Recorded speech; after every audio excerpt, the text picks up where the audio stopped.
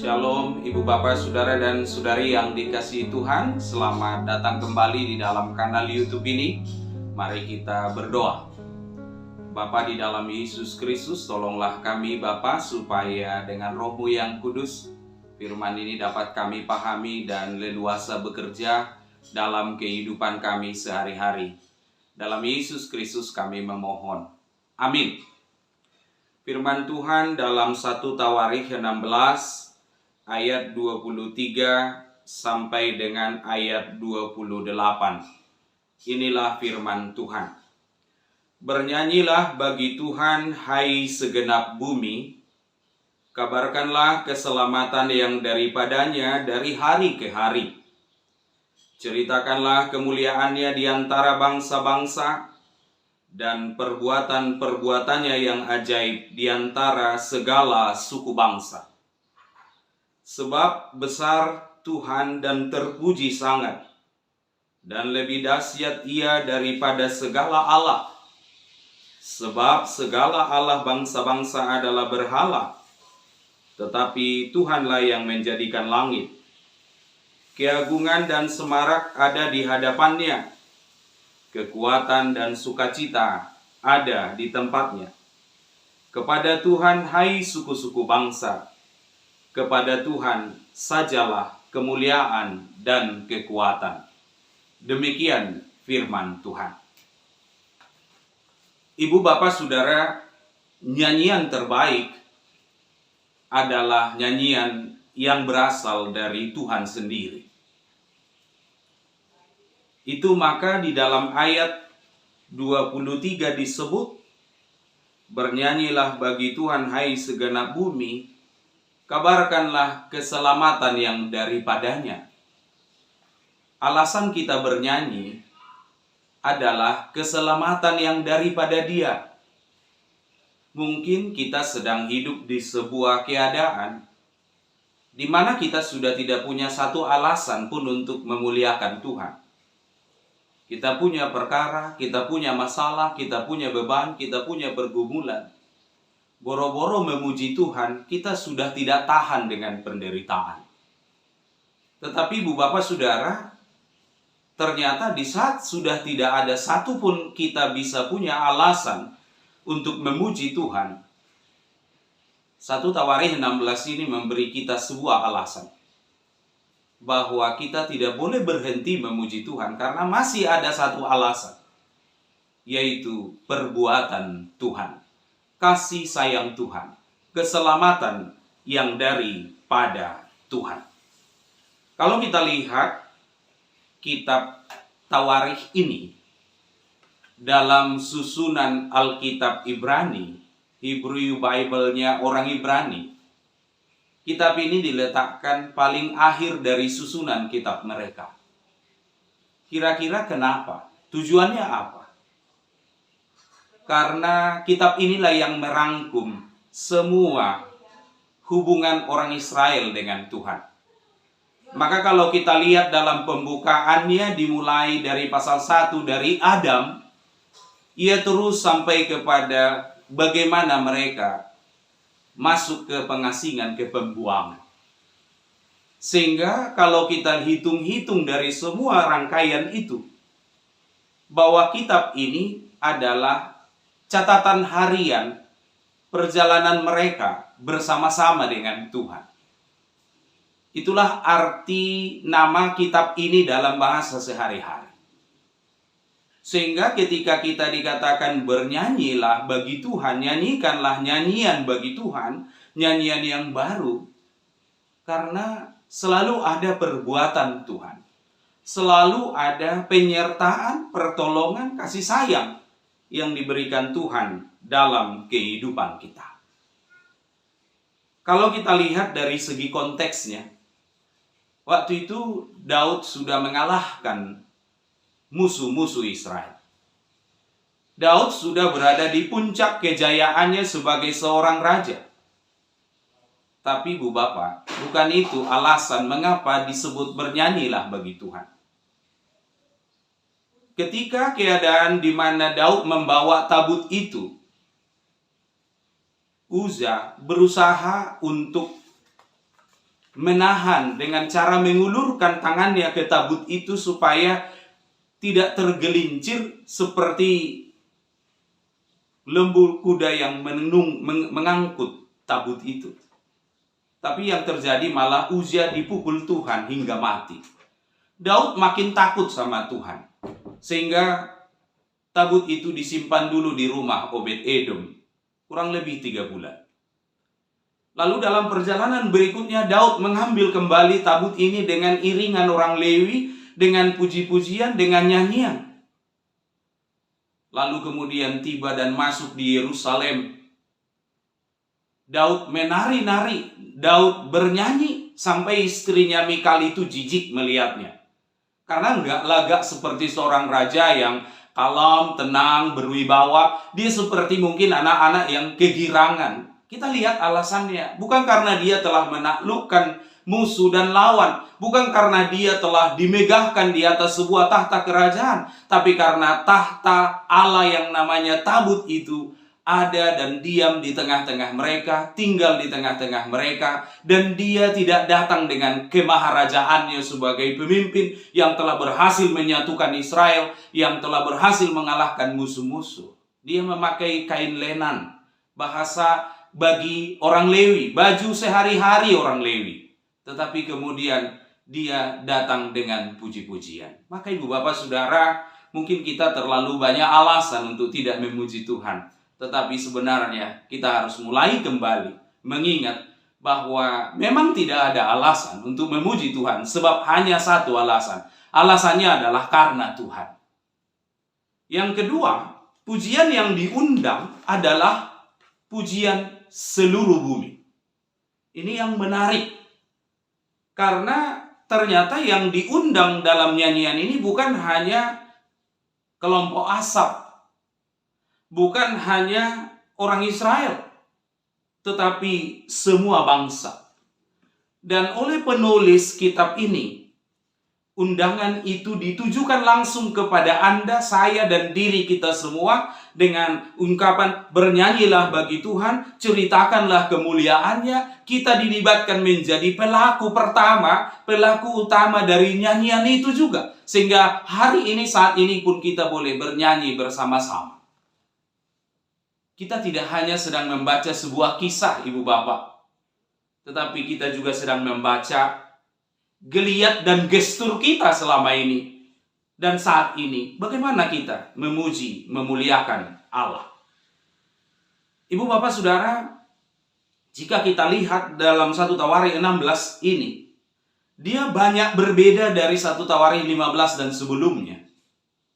Satu yang sangat berbeda adalah Daud di pasal 16 itu lebih banyak terlibat dari sebelum-sebelumnya. Melibatkan diri lebih banyak dalam pujian. Itu salah satu masukan yang kita harus perhitungkan dan kita masukkan dalam daftar harian kehidupan kita. Seperti Daud yang dilibatkan lebih banyak. Kita perlu lebih banyak terlibat dalam pemujian kita. Mungkin cari duit, oke. Cari harta, iya. Berdoa untuk ini, itu, dan lain sebagainya, iya. Tapi jangan lupa, pujian harus lebih banyak dari semua itu. Dan begitu kita lihat, hari-hari ini kita punya banyak kabar buruk.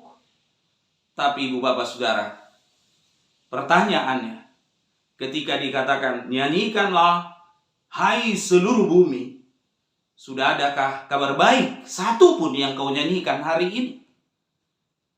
Kalau kabar baik itu adalah senyuman, sudah senyumkah engkau dengan seseorang pada hari ini? Ibu bapak saudara, lalu pertanyaannya, kapan saja kita harus memuji dia? Ayat 23 menyebut, bernyanyilah bagi Tuhan hai segenap bumi, kabarkanlah keselamatannya yang daripadanya dari hari ke hari. Ternyata tidak ada satu hari pun di mana kita punya cukup alasan untuk tidak mengabarkan kabar baik dari Tuhan. Keselamatan itu harus kita tunjukkan dari hari ke hari. Karena dia layak disembah setiap hari, setiap saat. Lalu pertanyaannya, di situasi mana saya perlu memuji, bernyanyi, menunjukkan keselamatan itu, kabar baik itu melalui kehidupan saya? Kita mungkin harus belajar seperti seorang penjaga pantai, yang ketika kita melihat ada orang yang sekarat, dunia hari ini sedang sekarat, kita harus belajar menjadi penjaga pantai yang segera melompat, berlari, ambil pelampung, berenang, mengejar, menolong, menyeretnya, menyelamatkannya, menyadarkannya. Gerakan nyanyian baru yang seperti itu, gerakan kantate yang seperti itu yang dibutuhkan oleh dunia kita pada saat ini. Yang terakhir, Ibu Bapak Saudara, pertama, nyanyian terbaik adalah nyanyian dari Tuhan.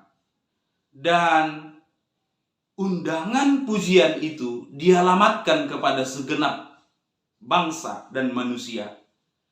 Dan yang ketiga, alasan nyanyian itu adalah Allah di atas segala Allah. Sejumlah ahli menyebut bahwa Daud di dalam penulis 1 Tawarikh ini sedang diperkenalkan menjadi seorang pendiri pujian, pendiri penyembahan, pendiri peribadahan. Ibu Bapak Saudara, dia kan raja, dia pahlawan, tapi di sini disebut dia seorang pendiri pujian. Memang secara historis penulis dari 1 Tawarikh ini sebenarnya berada di zaman yang berbeda dengan Daud. Di generasi mereka di pasca pembuangan itu mereka sedang kolaps, sedang putus asa. Ketika menyongsong bait suci yang kedua yang setelah hancur yang pertama itu, mereka sedang berada dalam kegalauan yang berat. Tetapi diingatkan kembali tentang sosok seorang Daud yang oleh Tuhan, yang dengan tangan Tuhan bisa mengalahkan musuh-musuh. Dalam 1 Tawarikh 14 ayat 12, bahkan ilah-ilah, Allah-Allah lain dihancurkan oleh Allah melalui Daud. Musuh-musuh telah diserahkan ke tangan Daud. Itulah yang maka dijelaskan di ayat 24, ceritakan kemuliaannya, katanya, alasannya ayat 25, sebab besar Tuhan dan terpuji sangat, lebih dahsyat daripada segala Allah, sebab segala Allah bangsa-bangsa adalah berhala. Yang mau dimaksud adalah Tuhan mampu menyembuhkan. Allah yang disebut ilah-ilah di sini dia hanya pasif, tidak bisa berbuat kepada orang-orang mereka waktu itu. Tetapi Tuhanlah yang menjadikan langit, keagungan dan semarak ada di hadapannya, kekuatan dan sukacita ada di tempatnya. Kepada Tuhan hai suku-suku bangsa, kepada Tuhan sajalah kemuliaan dan kekuatan. Inilah nyanyian itu memiliki kekuatan yang dahsyat. Ia mampu merangkul masa kini dengan mengingat bagaimana Allah bekerja di masa Daud. Sehingga mereka tidak perlu putus asa, mereka tidak perlu takut dalam menjalani hidup mereka, dan yang terlebih-lebih, mereka tidak perlu meragukan Tuhan di situasi pasca pembuangan mereka. Satu hal lagi yang membuat ini sangat unik. Daud di tangan penulis 1 Tawarikh sangat berbeda ketika ditulis. Daud di kitab Samuel, Daud di kitab Raja-Raja. Bedanya di mana? Dosa Daud tidak dicatat secara vulgar dalam kitab Tawarikh. Hanya satu kesalahan kecil, yaitu pada sensus. Ketika dia tidak memasukkan Lewi dan Benyamin, disebut sebagai kesalahan. Selebihnya, dosa Daud tidak diperhitungkan. Apa kesan yang bisa kita tangkap dalam peristiwa ini? Allah tidak terlalu berminat dengan pelanggaran-pelanggaran kita. Allah jauh lebih berminat pada pertobatan kita. Allah tidak terlalu memperhitungkan pribadi-pribadi kita. Tetapi Tuhan sangat memperhitungkan keagungannya atas kehidupan kita. Jangan enggan karena kita orang berdosa.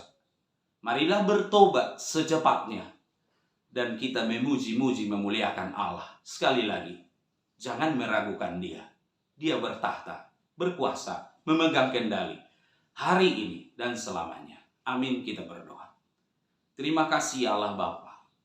Kau telah mengingatkan kami kembali untuk mengabarkan kabar baik, memberitakan Injil, keselamatan itu melalui segenap kehidupan kami di tengah-tengah segala keberadaan, kelemahan, keterbatasan, dan kekurangan kami.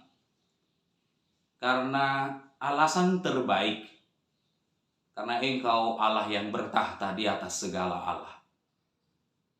Karena itu Tuhan, biarlah setiap pujian kami hanya berasal dan karena kebaikan-Mu semata. Dan biarlah kiranya tiap hari, tiap saat, kami menghadirkan keselamatan yang daripada-Mu melalui sikap, tindakan, perbuatan, perilaku yang menjadi kantate kami, nyanyian baru kami. Namun yang terpenting dari semua ini Tuhan, seketika kami dilibatkan dalam pujian ini, kami pun belajar untuk tidak lagi meragukan-Mu dalam kehidupan kami. Dalam Yesus kami bersyukur. Amin.